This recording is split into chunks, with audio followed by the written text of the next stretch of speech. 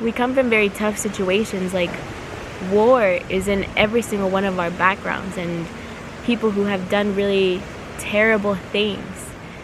And yet still, out of all of that suffering, out of all of that ugly, something beautiful comes by us in here right now, and taking responsibility for yourself and creating good in the world and creating a beautiful life, and not wasting all the things that came before us, and wasting all of the hardships and the people who were displaced, or who had to leave their home, or who had to find a new country to live in because theirs was unsafe, or the people who had to fight for their right to be alive, or the women who came before us who had to fight for their right to vote. Like, all of your ancestors that stand behind you and are like giving so much life to you, and all the choices that were made to create you specifically, like all the people who had to say yes to each other and had to create life to bring you into this specific point where you stand right here in this moment, listening to this video right here, to go out and do something beautiful and to go out and create something incredible in this world, you guys. Like, what are you doing? What are you doing?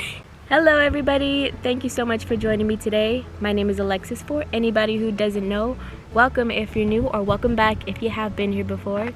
I am the author of A Journey into Truth, Unveiling Life's Secrets for Truth Seekers, and this book talks all about the last 6 years of my life, the adventures I've been on, like going into the jungle and doing ayahuasca, and also some of the life lessons and philosophies I have learned along the way. So if you're interested in learning more about that book, you can visit my website at www.vibratecreate.com, or you can find me on Instagram at Vibrate2Create. Here on Vibrate to Create, I talk about all things spiritual and metaphysical. I make reaction videos to things like spiritual teachers, spiritual teachings, inspirational, motivational, and sometimes funny videos. And I also make entrepreneurial videos letting you guys know how to self-publish your own books. There are different playlists on my channel, so if you're looking for those videos, that specific category, those are in there. So if you're interested in that kind of content, then click the subscribe button and hit the notification bell to be notified of when I post new videos, so you never miss a video. And when you subscribe, when you like, when you comment, when you share, it helps the channel to grow, and it helps me to be able to make more videos for you guys to enjoy. So thank you for doing that, and let's get into today's video.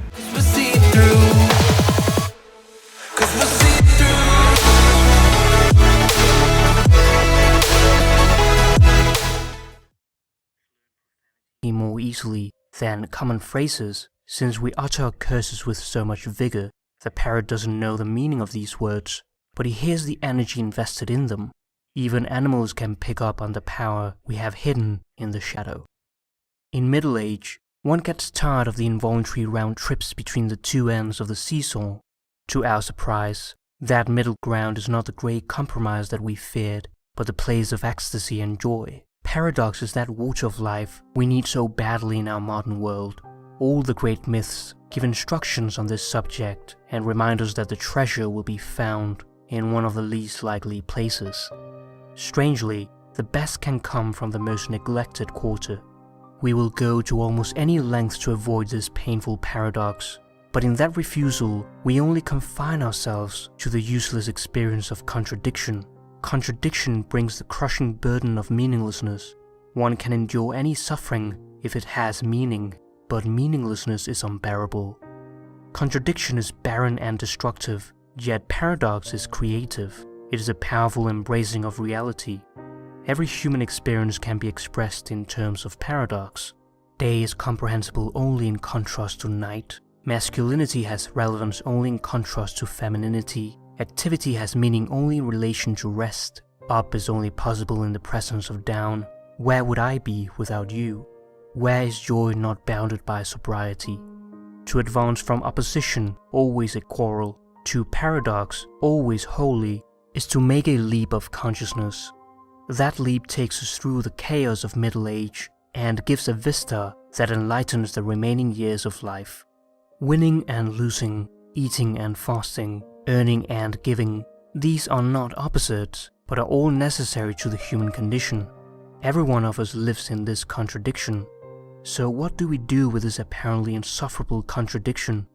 That is essentially the question that is at the base of every neurotic dissociation and every psychological problem. That paradox is the solution to despair, which can only be found in taking the leap of faith towards God.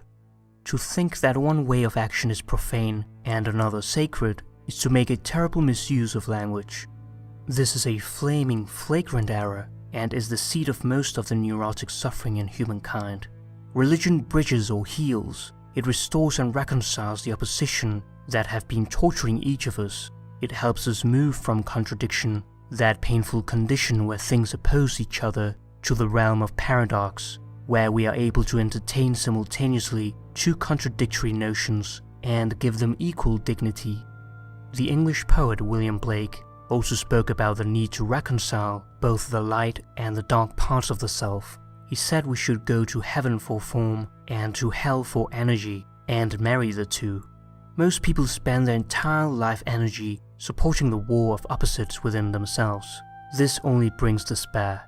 In the miracle of the paradox, it is good to win, it is also good to lose. It is good to have, it is also good not to have. Each represents a reality, a truth, to stay loyal to paradox. Yes. It's good to win. It feels good. It's good to have good things. And when you lose, you learn about what it means to fail and what it means to get back up when you need to get back up, and how to really have really strong roots in the ground, and how to, like you were saying, that paradox. And in my book I talk a lot about that, of like, if you think about people who think, oh, it's good to be rich, and they're like, oh, I wish I was rich, like I'd rather, what's that saying, I'd rather be crying in my Lamborghini than crying without a house, or something like that. It's like people think this richness is such a blessing, but what they don't see, or actually sometimes we do see, there's like a little speck on my camera, hold on. But what you don't see is the people who come after you, and the lawsuits, or the people who are trying to get money from you, or feeling isolated because everyone around you wants all your money. And I'm not rich, so I've never experienced that, but I think I can imagine what it would be like. And also just hearing stories about people who had a bunch of money and then they lost it all, or you know, there was like these different cases against them. Like if you look at Johnny Depp and Amber Heard, like that's a prime example of, like, it looks like a perfect life, but in reality everybody experiences these dichotomies of good and bad, and hard and good.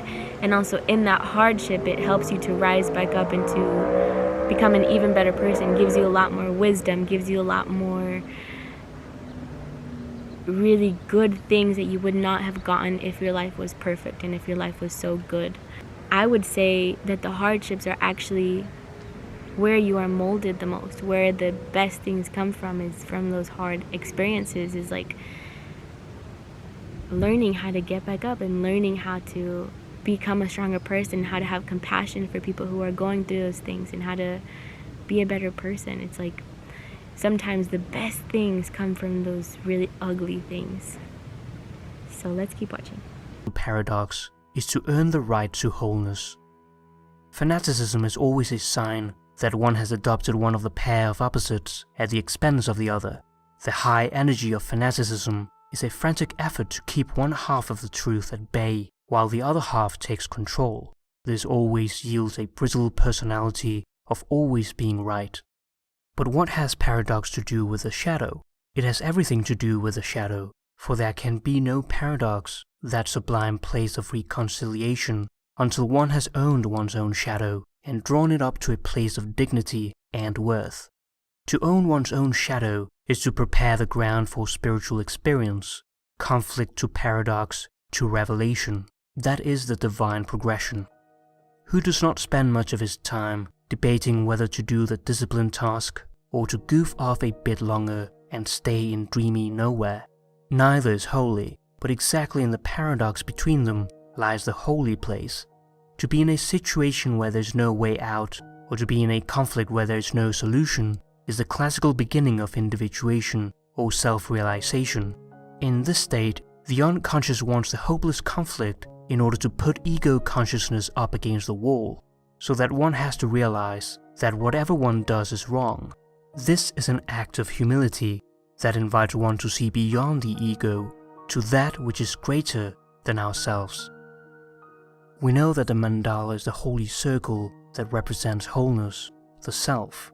Mandalas are devices that remind us of our unity with God and with all living things. In Tibet, a teacher often draws a mandala for a student and leaves him to meditate on this symbol for many years before he gives the next step of instruction. The mandala, however, is an idea that is rarely talked about. The mandala also has a healing effect, but its form is somewhat different. It is an almond-shaped segment that is made when two circles partly overlap. This symbol signifies nothing less than the overlap of the opposites that we have been investigating. It instructs us how to engage in reconciliation. We can often see Christ or the Virgin Mary in its center. By definition, Christ himself is the intersection of the divine and the human. He is the prototype for the reconciliation of opposites and our guide out of the realm of conflict and duality. When one is tired or discouraged by life, that one can no longer bear to live, the mandala shows what one may do. When the most Herculean efforts and the finest discipline no longer keep the painful contradictions of life at bay, we are all in need of the mandala. Our own healing proceeds from that overlap of what we call good and evil, light and dark. It is not the light element alone that does the healing. The place where light and dark begin to touch is the most profound religious experience we can have in life. We like to think that a story is based on the triumph of good over evil, but the deeper truth is that good and evil are superseded and the two become one. When one is truly both a citizen of heaven and earth, one finally realizes that there was only one circle all the time. This is the fulfillment of the Christian goal. The two circles were only the optical illusion of our capacity and need to see things double. If one makes a mandala in the privacy of one's interior life, it is heard for more than 1,000 miles. People often ask Jung, "Will we make it?" referring to the cataclysm of our time. He always replied, "If enough people will do their inner work." The acknowledgement of one's shadow diminishes shadow projection and helps to contribute less to the general darkness of the world by not adding to the collective shadow that fuels war, division, and strife. But we also prepare the way for the mandala, that ultimate place of wholeness in one's inner life, the great prize of human consciousness. In the 4 quartets, T.S. Eliot writes, "The fire and the rose are one." By overlapping the two elements of fire and flower, he makes a mandala. We are pleased to the depth of our soul to be told that the fire of transformation and the flower of rebirth are one and the same. Ooh, that was so good. I had so many chills at that end part. It was like, woo! Yes, individual self, working on the self, working on the resolve and the strength and the change of transformation of the dark parts of ourselves and the things that we picked up when we were younger and the things that we've learned as our parents have passed things on to us and as their parents have passed things on to them. Like, we come from really tough situations. It's getting kind of windy, so I'm sorry if you can't hear me. We come from very tough situations. Like, war is in every single one of our backgrounds, and people who have done really terrible things.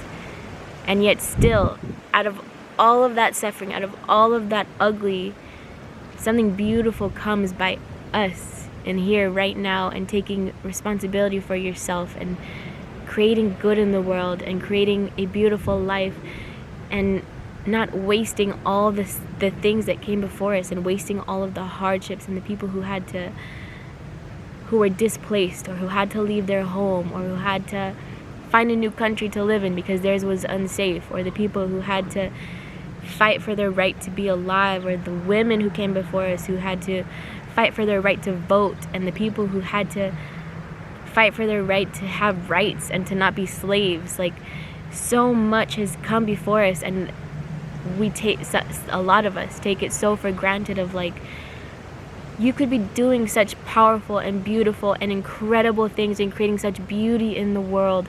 And that's what you should be doing, because of everything that came before you and all the things that, like, all of your ancestors that stand behind you and are like giving so much life to you, and all the choices that were made to create you specifically, like all the people who had to say yes to each other and had to create life to bring you into this specific point where you stand right here in this moment, listening to this video right here, to go out and do something beautiful and to go out and create something incredible in this world, you guys. Like, what are you doing? What are you doing? What are we all doing? I should be doing more. We're all capable. We can all harness our strengths and harness our ability to understand our own weaknesses and to dive into what is hidden from ourselves. Like, I did not realize how much was inside of me until I went into family constellations and I learned about like all the pain that was inside and like the coping mechanisms of like protecting myself and like closing off my heart so that I wouldn't get hurt, and like really diving into that pain and allowing that pain to flow and allowing those tears to come out and bringing light to what is dark has been such an incredible experience for me. And it's been so beautiful and so life-changing that it's like, how are people not doing that? Well, I guess life will eventually show it to you based on where it will take you and the experiences you'll have, and even out of those hard experiences, something beautiful can come. That was kind of a long video. I think I'm going to end it here. Thank you so much for joining me today. I hope you got something from it. I hope you enjoyed. Thank you for joining me. If you have any questions or comments, you can leave those down in the comments below for me. If you have any videos that you'd like for me to react to next, or something you think would be interesting, something you want to hear my opinion on, leave that down in the comments below for me, and maybe I will react to it for you.